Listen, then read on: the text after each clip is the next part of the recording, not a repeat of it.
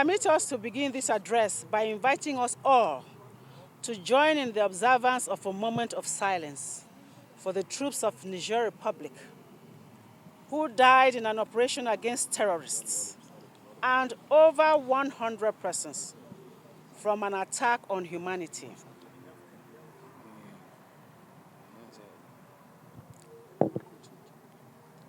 May their souls rest in peace. As we observe this moment of silence, let us all have in our thoughts the fallen heroes on our own side of the border, Nigeria. Not to be left out are the innocent people that these depraved terrorists have targeted each time they are faced with the reality that the military of sovereign states shall always triumph over terrorists. May God grant eternal rest to the departed gallant ones and give their relations the fortitude to bear the loss. As we stand with the people of Niger Republic, as that nation marks a 3-day national mourning, let us all be united in one prayer that evil, no matter how long it takes, can never overcome light.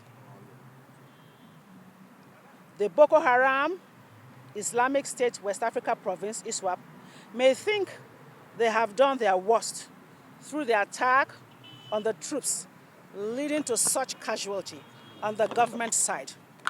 But one is reassured that the soldiers inflicted an equally high casualty on the terrorists by killing 77 of them.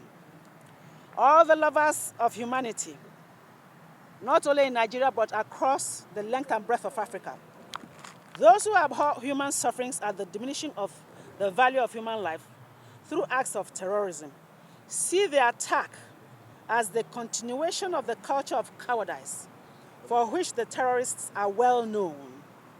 It is the strongest confirmation yet that the terrorists and their sponsors are scared stiff of the multinational alliance that has placed their ranks in disarray.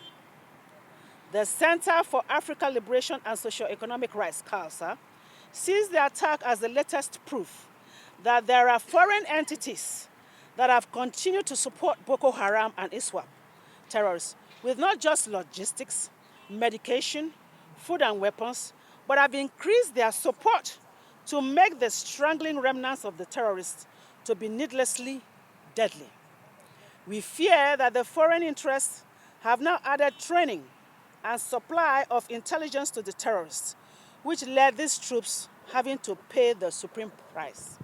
I want to use this privilege to thank President Mahamadou Buhari for the new skills he has brought into the military to strategically tackle the Boko Haram menace that has been facing Nigeria over the years. I also want to thank him for putting the appropriate measures in place to ensure that the borders of the country is well secured. I also want to thank all the custom agencies, the military, the IG office, and all the staff and police and the administrators for ensuring that they are committed to preventing Boko Haram to succeed in our Nigerian nation.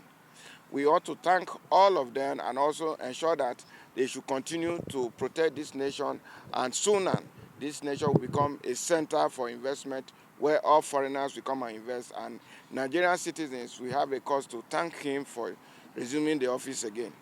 I want to also sympathize with the soldiers who lost their life since this event of fighting terrorism in the state. May God be with them, and we want to ensure that the government should continue to provide protection and the welfare that is needed to their family as they have been doing. Thank you very much for this opportunity, and we look forward to seeing you again. Thank you.